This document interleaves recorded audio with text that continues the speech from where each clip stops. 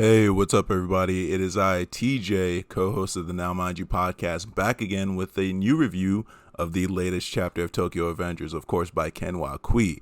Spoilers up ahead. Now, we're going to be reviewing chapter 271, titled Empty Wish. Where did we leave off? Shinichiro just murdered some frat boys with his bare hands. Brutality. Let me get into a quick summary. Shinichiro confronts the alleged time leaper, to Wakasa's dismay. Does Shinichiro have what it takes to acquire this supernatural skill? Let me get into the review. That old man reminds me of Ozunu from Mayashimon, aka Crazy Eyes from Mr. Deeds. Also, is that old man dead or did he time leap? I mean, if you read the chapter, you know, like I said, spoilers. Again, Wakui is showing us more and more that the Shinichiro of this timeline in this flashback is a force to be reckoned with. Wakasa clearly doesn't want any problems with him. I high-key suspect that the dark tendencies are a trait of the Sanos, or Shinichiro was the catalyst.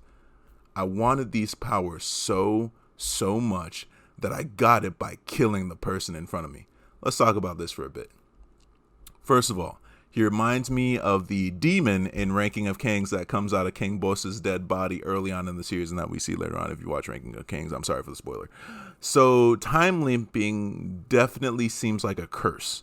Second of all, if he had said best friend, this would be just like unlocking the Mangekyo Sharingan, right? Shinichiro's face said, say less, and he picked up a lead pipe and went to work.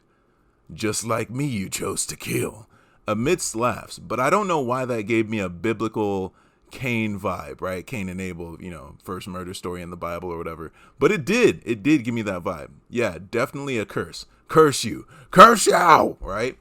I killed him. That means I should be going back to the past. Nah, sir, you need to go to jail. Why not at least get the tutorial first, right? Like, remember the frat boy said that the homeless dude even said that he couldn't do it without a trigger. So apparently the homeless man was willing to disclose that information.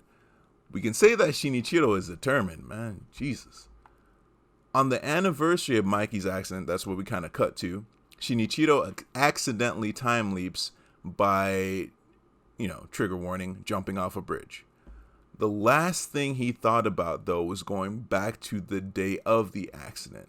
As he begins to lose consciousness, he wakes back up to Mikey playing with the Concorde model kit. Let's just hop into the predictions and questions. So Shinichiro's time leap had no trigger other than what appears to be that strong desire to get back to Mikey on the day of the accident. It just has me thinking, in this present timeline, or I should say in his present timeline, really, he just died. Can he actually leap back to the present? If we go off of conventional time travel rules, based on movies, right, as we've seen in, for instance, Back to the Future, any actions he takes now that differ from what has already transpired will create a new timeline.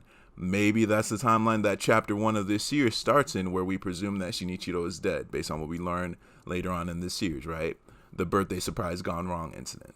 So then what are the implications for Shinichiro here? Is he stuck in a loop where he can only leap in the past and can't leap back to a timeline where he lives? Although I bet he's alive now, right? Based on all that we've seen. And again, I honestly think now that he might be the one who pushed Takemichi in chapter 1. When it comes down to it, I think we'll get confirmation that this disturbance in the timelines may be the cause or the catalyst for Mikey to develop the dark impulse, right? Maybe there's just something that doesn't, that didn't simply, what's the word I'm looking for? I don't want to say correlate, but the timelines just couldn't reconcile with it, right? Like him being dead in one timeline versus him being alive in another, in the live version.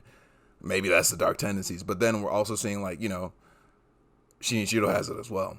Anyway, also, maybe this next chapter will answer why Senju so far has not made an appearance, because she doesn't exist in the timeline we were in prior to him leaping, right? Right now, we can assume that it's still the same timeline until he invariably saves Mikey.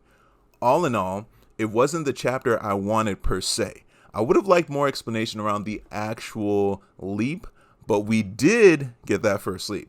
I can't wait to read everyone else's thoughts. As always, thank you to the crew, Creepy Kid, Guts Guy, Riolu, and Moonfox. Shout out to the Maga Katana community, and thank you everyone for giving this a watch and a listen. If you like what you're hearing, hit up the main podcast and give it a follow. Now Mind You Pod, NOWMINDYOUPOD on Instagram and damn near all social media.